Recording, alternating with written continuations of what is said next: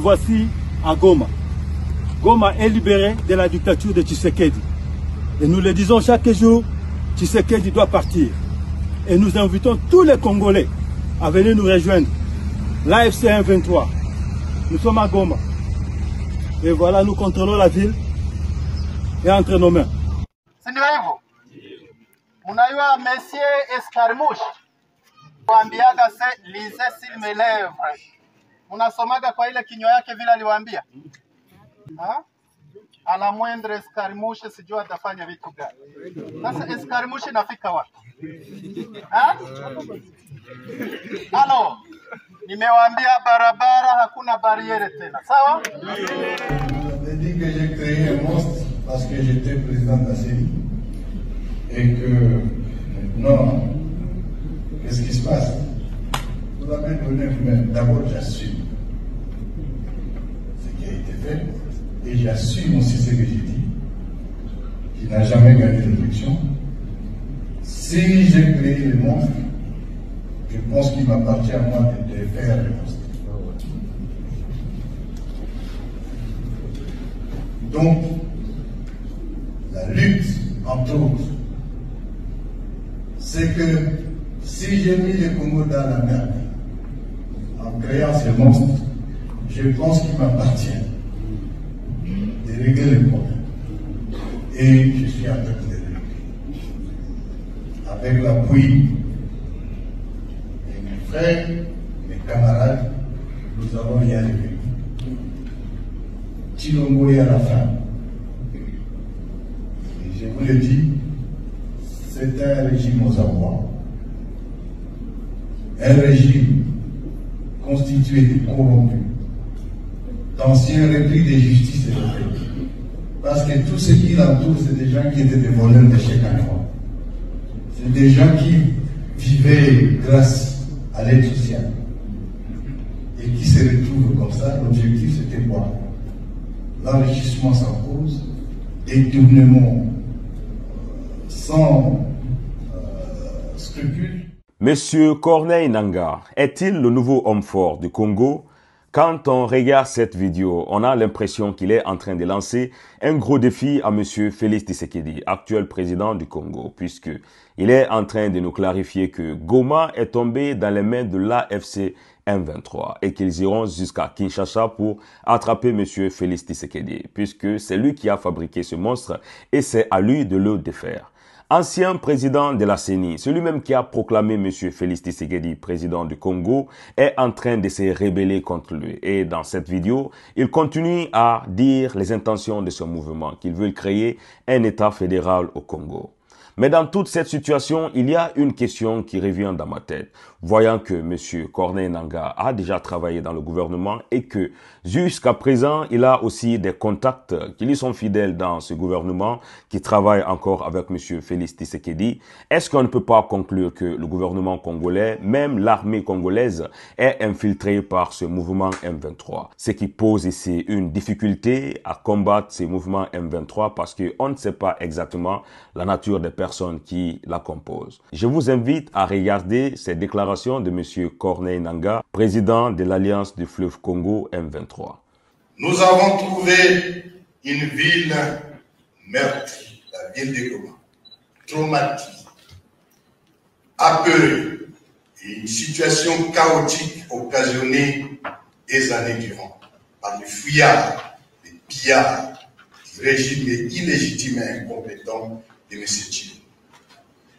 Avant de prendre la poudre d'escarbette, ils ont tué le général-major Chirimwani Peter, alors gouverneur militaire. Ils ont coupé l'eau et l'électricité. Ils ont privé la population de Goma de tout accès à l'Internet et à autres communications. C'est la méthode criminelle du régime de Kinshasa et ils revendiquent. Jusqu'hier, ils revendiquaient encore qu'ils ont coupé l'électricité et qu'ils ont coupé l'eau dans Goma. Pour relancer la vie socio-économique dans la ville, nous venons de mettre en place des teams chargés de relever les défis si après. Au niveau socio-économique, donc intime, au niveau économique, financier, au niveau socio-humanitaire d'abord, au niveau économique, financier et infrastructurel, au niveau de la mobilisation et de la sensibilisation, au niveau aussi de l'assainissement de la ville, remise en état opérationnel de tous les services de base, et nous travaillons pour la communication. À cet effet, dans les 48 heures, et de bonnes nouvelles commencent néanmoins à tomber, nous lançons les travaux d'assainissement de la ville.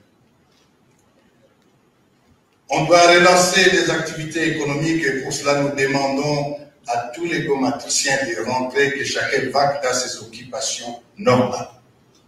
Nous sommes des Congolais. Nous ne sommes pas ce que eux prétendent de nous. Nous sommes ce que nous vous disons.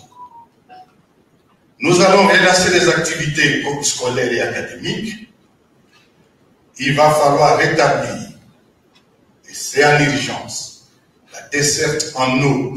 Et dans les 24 heures, toute la situation sera totalement maîtrisée. Si bien qu'aujourd'hui déjà, une grande partie de la ville est déjà desserte en eau. En ce qui concerne l'électricité dans les 48 heures, ça sera la même chose, d'autant bien entendu que les travaux ce qui a occasionné ces pannes concernaient aussi bien la ligne au Virunga, mais aussi la ligne qui vient du Sud Kivu. Mais là encore, alors que Goma dépend de Bukavu, Kinshasa a interdit toute intervention de Bukavu sur la ligne de Goma. Nous allons assurer, et nous le faisons déjà, un couloir humanitaire sécurisé pour les déplacer dans leur milieu d'origine. D'ores et déjà, je vous informe que des milliers de déplacés qui étaient dans des camps ont commencé à regagner leur milieu naturel, d'autant plus que la route, les deux grandes routes, Rutshuru et celle qui passe par Sake, sont désormais sécurisées. La réouverture, bien entendu, des axes prioritaires d'approvisionnement de la ville, et en vivre et en non-vivre. Nous sommes ici à Goma pour y rester comme Congolais et protéger la population contre les inciviques. Nous allons continuer la marche de libération jusqu'à Kinshasa. Je vous remercie.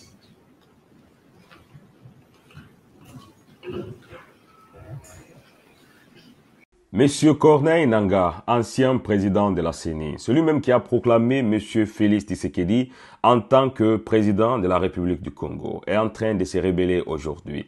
Et dans cette vidéo, si on a regardé jusque-là, on a clairement compris que Monsieur Félix Tshisekedi n'a jamais gagné les élections, selon Monsieur Corneille Nangaa. La question qu'on se pose, pourquoi est-ce qu'il a proclamé Monsieur Félix Tshisekedi étant vainqueur tandis qu'il n'avait pas gagné les élections? C'est l'une des natures de nos cadres africains pour dire que d'une part ou d'une autre, ils sont réellement corrompus. Et si on le voit du côté du mouvement M23, ça nous prouve aussi que depuis très longtemps, le gouvernement congolais et même l'armée jusqu'à présent sont infiltrés. Ce qui fait que combattre le M23 est réellement difficile. Non seulement dans la classe dirigeante au Congo, les gens qui doivent prendre les décisions ne sont pas sur la même longueur d'onde afin d'adopter des tactiques ou bien des stratégies pour contrecarrer l'avancée du mouvement AFC M23, mais au niveau du gouvernement et de l'armée républicaine, on doit conclure aussi qu'il y a des gens qui ne sont pas réellement des patriotes, des gens qui essaient de faire une duplicité un peu avec le gouvernement et un peu avec le mouvement M23 pour de l'argent. La preuve est que la vidéo qu'on a fait il y a 2 jours de cela, des mercenaires qui étaient là étaient payés à presque 7 000 à 8 000 euros et que l'armée républicaine, eux, ils étaient payés à moins de 100 $ par mois. On peut comprendre que ce serait très facile pour corrompre les gens.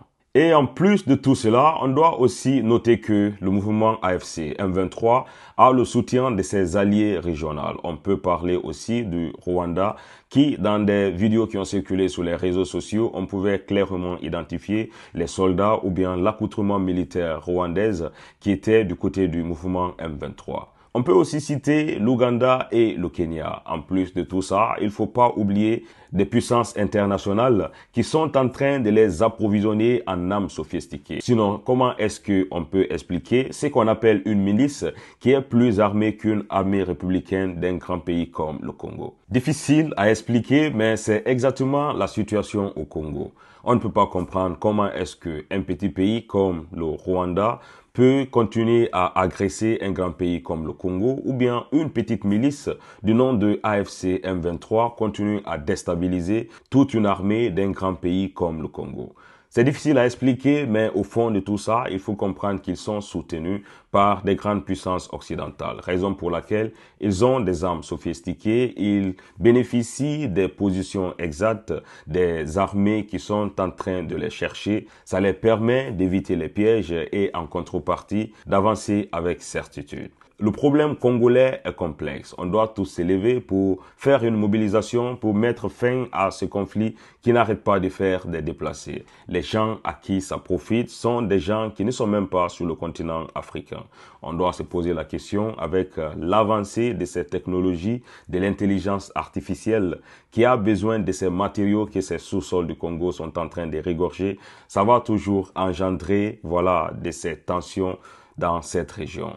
En tout cas, mes frères, on espère que M. Félix Tshisekedi puisse prendre les bonnes décisions ou bien qu'un vrai panafricain, quelqu'un qui a des visions pour relever le défi au Congo, puisse réellement prendre l'arène de ce pays et débarrasser le Nord Kivu du M23. Si vous avez regardé cette vidéo jusque-là, n'oubliez pas de laisser en commentaire tout ce que vous pensez. Est-ce que c'est M. Corneille Nangaa qui est actuellement le nouvel homme fort du Congo, du fait qu'il a travaillé dans ce gouvernement et que c'est lui qui a proclamé M. Félix Tshisekedi président du Congo?